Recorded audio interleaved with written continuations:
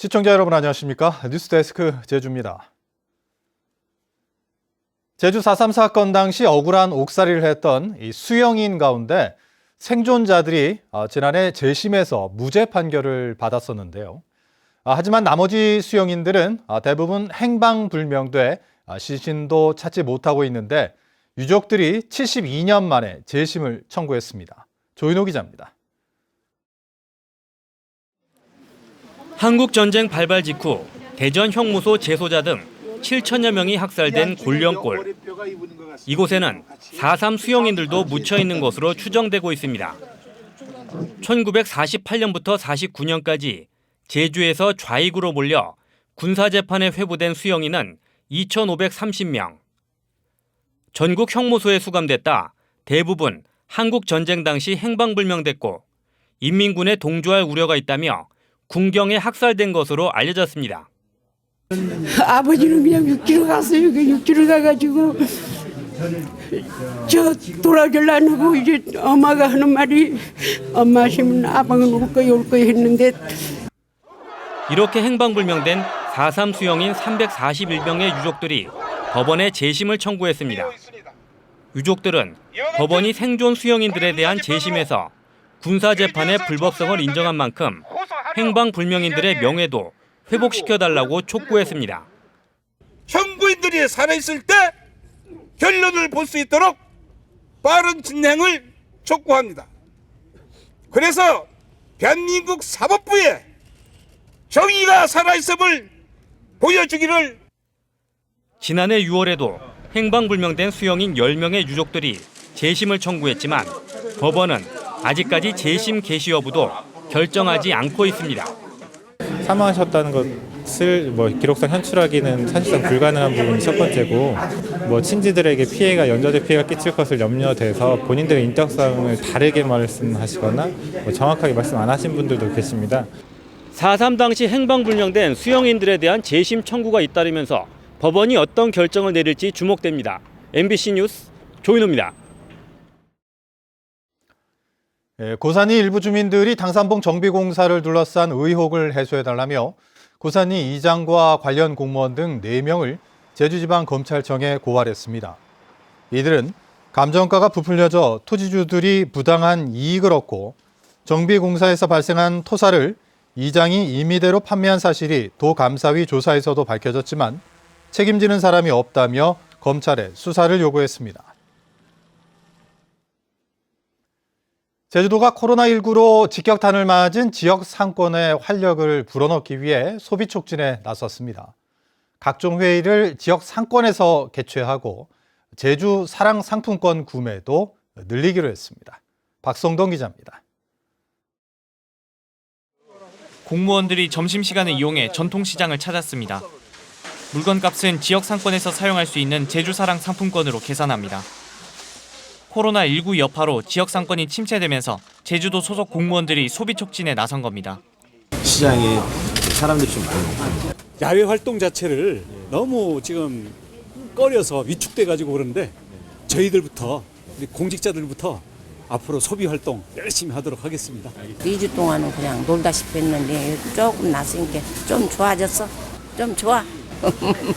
제주도는 부처별로 회의나 다른 기관 단체와의 간담회 등을 전통시장이나 지역 상권에서 개최해 소비 진작에 동참한다는 계획입니다. 특히 지역 내 순환되는 제주사랑 상품권 의무 구매액 45억 원을 다음 달까지 조기 집행하고 상품권 발행액을 확대해 지역 내에서 소비가 발생할 수 있도록 유도하기로 했습니다.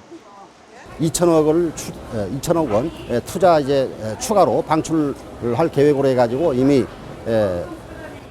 어제서부터 대출 실행이 이루어지고 있습니다. 제주에서 코로나19 확진자가 발생하지 않으면서 제주를 찾는 국내 관광객이 조금씩 회복되고 소비도 더디지만 살아나는 상황. 코로나19 진정 국면에서 제주도가 경기 회복의 불씨를 살릴 수 있을지 주목됩니다. MBC 뉴스 박성동입니다. 제주도는 중국인 유학생에 대한 특별수송을 국내선으로 확대하고 운영 기간도 다음 달까지 연장하기로 했습니다. 제주도는 중국 유학생들이 제주공항에 도착하면 각 대학까지 별도의 차량으로 운송하는 특별수송 기간을 연장하고 각 대학 측에 유학생들을 14일간 격리할 수 있는 기숙사나 숙박시설 등을 확보하도록 요청했습니다. 도내 대학의 중국인 유학생 821명 가운데 644명이 고향을 방문했다 어제까지 33%인 213명이 제주로 돌아왔습니다. 다음은 국회의원 예비후보를 소개하는 나는 예비후보다 순서입니다.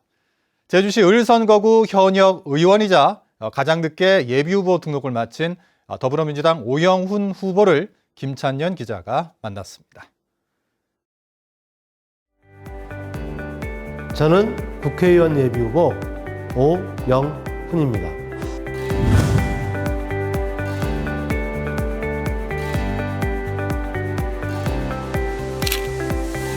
제주대학교 총학생회장을 하면서 제도를 활용하는 사회의 변화를 도모하는 것이 상당히 중요하다는 걸 알았고, 그리고 또한 나 자신에게 내재되어 있는 갈등 조정의 능력, 이런 부분이 좀 있다라는 걸 확인하게 됐어요.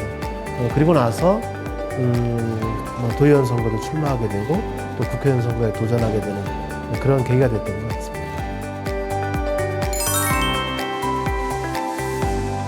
제주를 기점으로 하는 해운 물류 체계를 근본적으로 혁신하지 않으면 안 된다.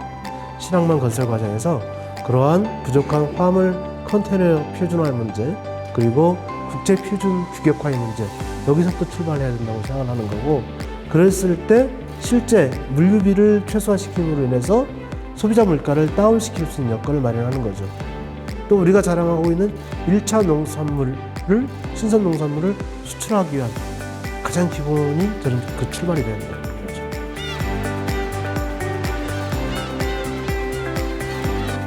서삼 당시에 남편과 부모를 잃는 과정을 통해서 살아남으셨습니다. 생존의 과정을 겪었는데, 그것은 저희 할머니만의 얘기가 아니라 우리 민중들의 이야기인 것이죠.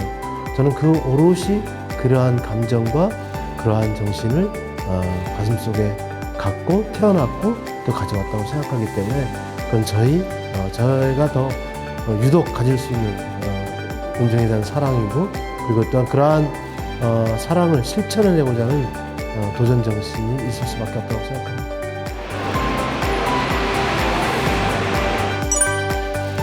이 10대 국회에서 제가 하지 못했던 게 출신학교 차별금지법 제정이에요.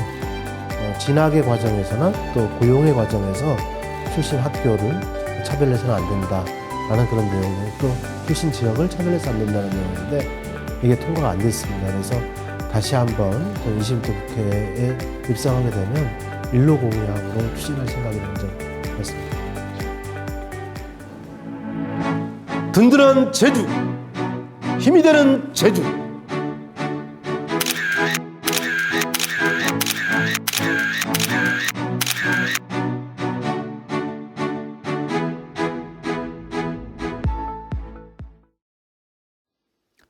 원희룡 지사는 미래통합당 최고위원을 둘러싼 논란과 관련해 지사직에 끝까지 최선을 다하겠다고 밝혔습니다. 원 지사는 오늘 제주도청 기자실을 찾아 최고위원이 됐지만 선거운동에 관여하거나 대책기구에 참여하지 않는 전제로 참여한 것이라며 도정 현안 해결에 최선을 다하겠다고 말했습니다.